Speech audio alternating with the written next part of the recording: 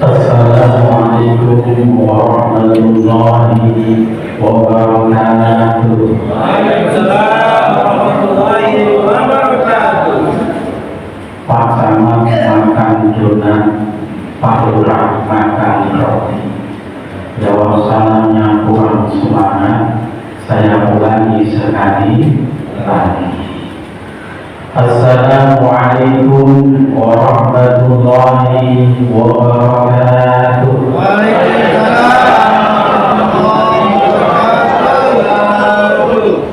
Alhamdulillahirabbil alamin wa bihi nasta'in ala umuri dunya waddin.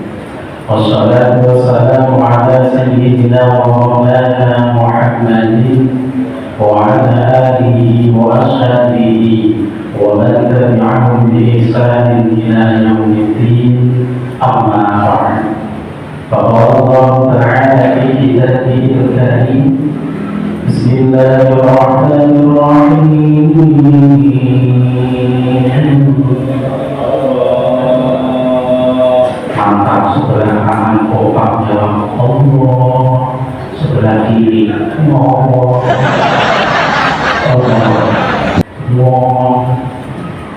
Ya ayyuhalladzina amanu kutiba alaikumus shiyam kama kutiba alal ladzina min qablikum la'allakum tattaqun. Shadaqallahu adzim. Bapak Ibu yang dirahmati Allah Subhanahu wa taala, sesuai amalan dari protokol tadi yang disampaikan, judulnya yaitu Al-Quran sebagai tuntunan. Berbicara tentang Al-Quran sebagai tuntunan ini teringat sabda Rasulullah Muhammad SAW yang mengatakan, "Man ja'ala al-Qur'ana amamahu."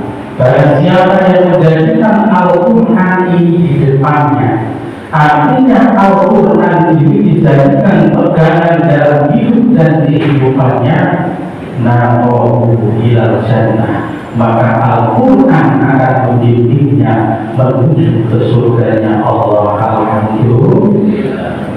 Akan tetapi sebaliknya kata Rasulullah, "Man ja'ala al-Qur'ana khalfahu." Barang siapa yang menjadikan Al-Quran ini di belakangnya, Al-Quran diabaikan, Al-Quran tidak dijadikan pegangan dalam hidup dan kehidupannya, sa'ohu ilana, niscaya orang tersebut akan dicampakkan ke dalam nerakanya Allah. Na'udzubillah min dzalik. Kandungan Al-Quran itu di antaranya yang pertama itu tentang akidah, tauhid, keimanan kita. Yang kedua tentang ibadah, perintah sholat, zakat, dan ibadah lainnya. Kandungan selanjutnya yaitu tentang akhlak, bagaimana kita ini punya adab, sopan santun, tata krama di tengah-tengah masyarakat. Dan sebagian tadi kandungan Al-Quran adalah tentang hikayat. Hikayat itu cerita, yang mana kita membacanya harus mengambil hikmah dari cerita Al-Quran tersebut. Semuanya ini jadi pegangan hidup dan kehidupan kita. Undang-undang orang Islam, aturan-aturan tuntunan orang Islam adalah Al-Quran. Namun secara garis besar, kandungan Al-Quran ini terangkum dengan dua. Satu perintah, yang kedua adalah larangan. Perintah harus dijalankan, larangan harus ditinggalkan. Yang pertama itu larangan. Larangan dalam Al-Quran itu banyak macamnya, tapi ada satu larangan yang sangat keras yang harus kita hindari. Karena kalau kita melakukannya akan menghancurkan amal ibadah kita dan membinasakan kita di akhirat kelak.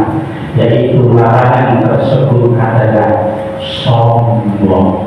Apa sombong. Jadi orang Islam itu dilarang keras menjadi orang sombong. Tandanya orang sombong itu dapat dilihat dengan dua cara. Yang pertama, orang sombong itu suka pamer atau riak bahasa Arabnya. Anda tahu ya pamer? Pamer ibadah, pamer beramal, pamer punya motor baru, punya motor baru, pamer, punya mobil baru, pamer, punya jabatan baru, pamer, punya istri baru, pamer. Kalau dengan satu saja pamer. Kalau istri 4 pamer wajar, istri 1 pamer. Ngomong-ngomong sama sini ada istri yang nggak ada, mas. Kenapa nggak ada? Nggak mau nambah. Aku kan boleh sampai 4. Karena takut sama istri. Berarti sama aku ini suami takut istri. Alhamdulillah. Itu yang alhamdulillah jasa. Dulu hidupnya malu. Sebenarnya suami ibu itu gak takut sama ibu, gak takut sama istri, sehingga tidak melanggar istri. Cuma suami kita ini begitu sayang dan cinta kepada istri, jadi gak mau nambah lagi. Alhamdulillah suami. Oleh karena kalau kita cinta kepada istri, kepada istri ibu marah nih ikan minyak. Kalau kita cinta kepada istri, jangan sampai kita ini menyakiti istri. Jaga perasaan istri dengan sebaik-baiknya. Jagalah istri, jangan kau sakiti senyumnya istri, senyumnya bidadari. Alhamdulillah.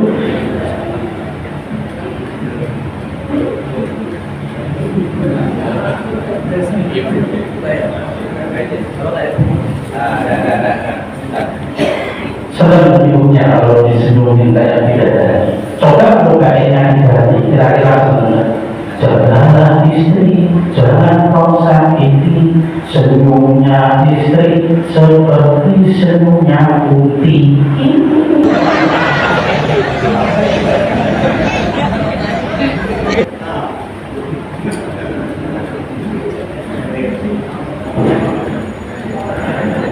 Nah, ini yang masalah. Kalau seorang istri sudah tahu kalau suaminya cinta banget sama istri, maka seorang istri pun harus cinta Kepada suami.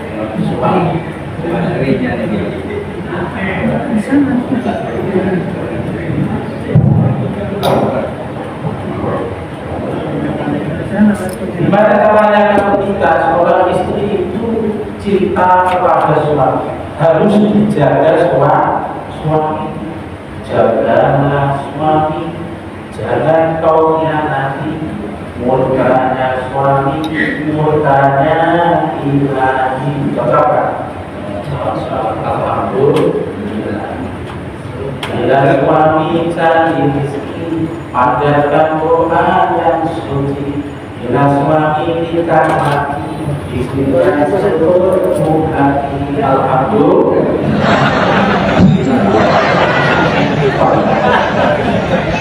Aku marah.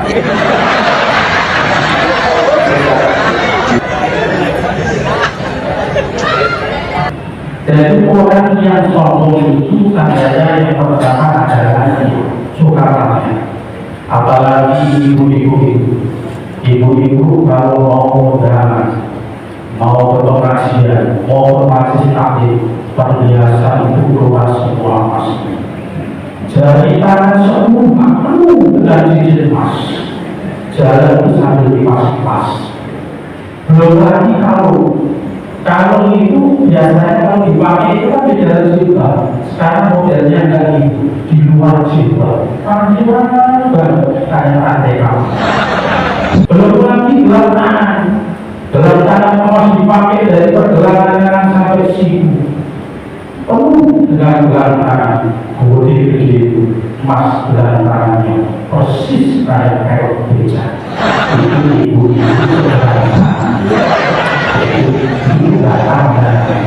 kalau ibu kandung bukan, insya Allah enggak. Maksudnya enggak itu enggak jauh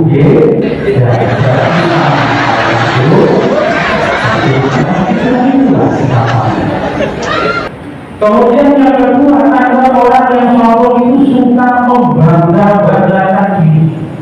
Masjid ini, masjid Al-Aqwa, kalau bukan karena saya tak akan jadi. Pondok pesantren, musola, madrasah, kalau bukan karena doa saya tidak akan jadi. Itu bukan dari orang sombong yang merasa lebih hebat daripada orang lain, yang merasa ahli ibadah, merasa alim, merasa soleh daripada orang lain. Dan ternyata sombong itu sifatnya iblis. Gara-gara kesombongan itulah iblis dilaknat oleh Allah sampai yaumul qiyamah, telah di akhirat dimasukkan ke dalam neraka Allah. Na'udzubillah min dzalik. Di dalam Al-Quran diterangkan Allah berfirman, "Qala ma ma'asya illa tasjuda di amal." Wahai iblis, kata Allah, apa yang menyebabkan dirimu ini tidak mau sujud kepada Adam ketika aku perintahkan? Orang iblis pun menjawab, "Ana khairun minhu." Wahai Allah, saya ini lebih baik daripada Adam.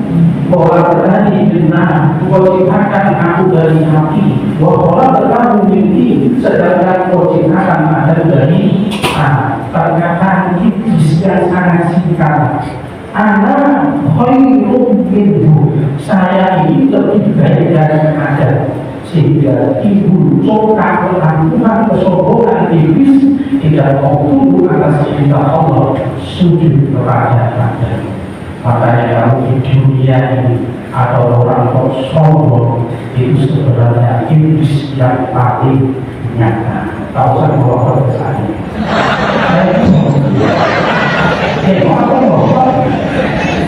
Cuma saya nyampe di Al-Quran, kalau mau komplit dimulai Al-Quran.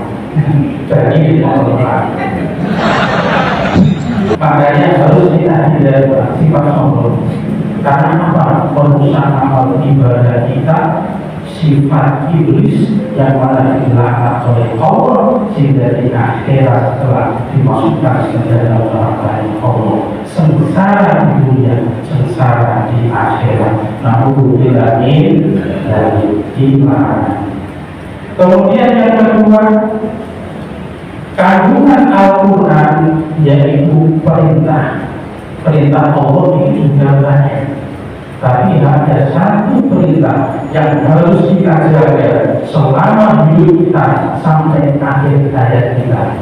Karena perintah ini menentukan kebaikan amal perbuatan kita selama hidup di dunia dan akan memasukkan kita ke dalam surga Allah, yaitu aqimus shalah, dirikan sholat. Jadi sholat ini penting. Kelihatannya sepele tiap hari saya sholat, tapi kalau kita tidak bisa menjaga dengan baik, salat tubuhnya tidak diperhatikan, itu rusak sholatnya. Na'udzubillah min dzalik. Karena apa? Sholat ini kata Rasul, awwalu ma yuhasabu bihil 'abdu yaumil qiyamah as-shalah. Pertama kali nanti yaumil qiyamah yang dihisab oleh Allah adalah tentang sholat. Fa'idha sholat lahu sa'iru amali. Ketika sholat kita ini baik, maka seluruh amal kita menjadi dianggap baik. Alhamdulillah. Akan tetapi sebaliknya Bapak Ibu sekalian, wajah pasada, ketika sholat kita ini rusak, kadang sholat, kadang tidak, subuh kesiangan, duhur pergian, asar kecapean, mandi repotan, duduk tiduran, oh nggak sholat. Akhirnya ini namanya sholat yang rusak. Pasal dasar itu amal ini, maka seluruh amalnya dianggap rusak. Alhamdulillah ini, maka jaga sholat kita, ajar anak kita ke masjid, ajari sholat. Jangan sebaliknya orang tua supaya mereka anaknya jangan ke masjid, tapi bapaknya nonton sinetron India, sinetron Bollywood, sinetron jadi Jepang. Nah, tapi bapaknya tidak mau sholat. Alhamdulillah ini, anak itu butuh contoh. Tak perlu kita perintah, tapi contoh insya Allah anak dulu kita ajak ke masjid. Lama-lama terbiasa, sudah terbiasa ke masjid. Kita akan pernah dulu tiba-tiba dengan ada yang akan ke masjid sendiri. Alhamdulillah. Di samping anak kita ini Pak, diajari sholat, diajari buat mental yang kuat. Ini mental yang kuat gimana caranya di anak ini? Didik bagaimana caranya bisa menjadi imam sholat. Dan ini imam sholat itu Pak, yang tangguh-tangguh. Kenapa? Karena kalau tidak terbiasa menjadi imam sholat, disuruh jadi imam sholat itu kaki itu bisa betul. Untuk kakinya aja yang betul. Kalau sampai motor di tempat gimana?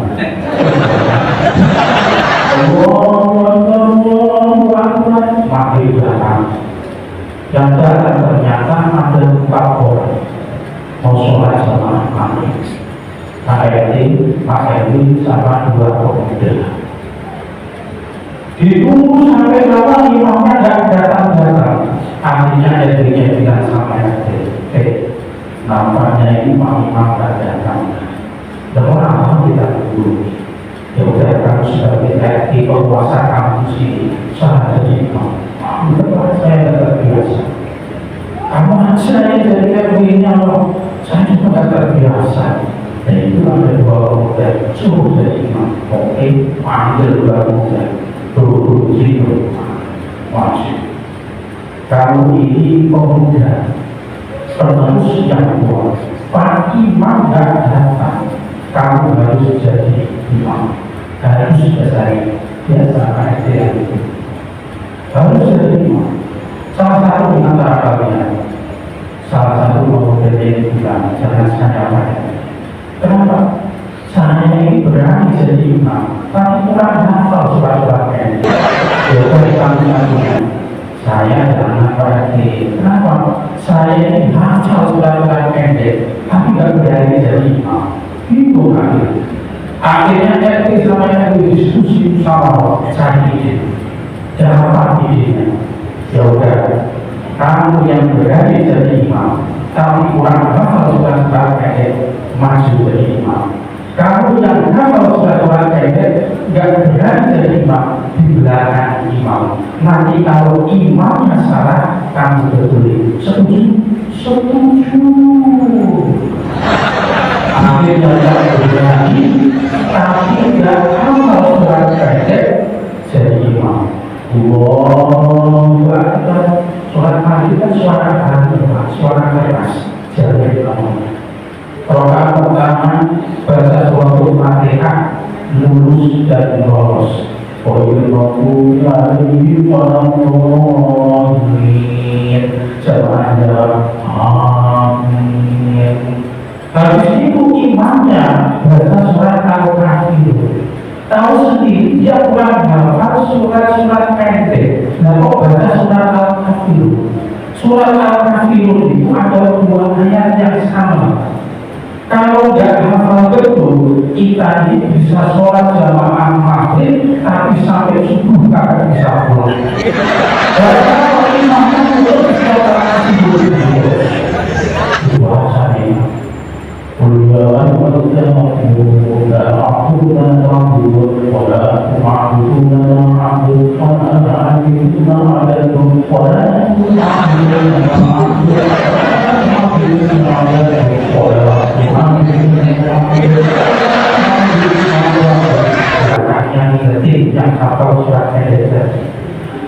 lakum dinukum. Nah, imamnya harus sadar kalau yang dibaca ini ada yang salah. Akhirnya imamnya bilang lakum dinukum walakum.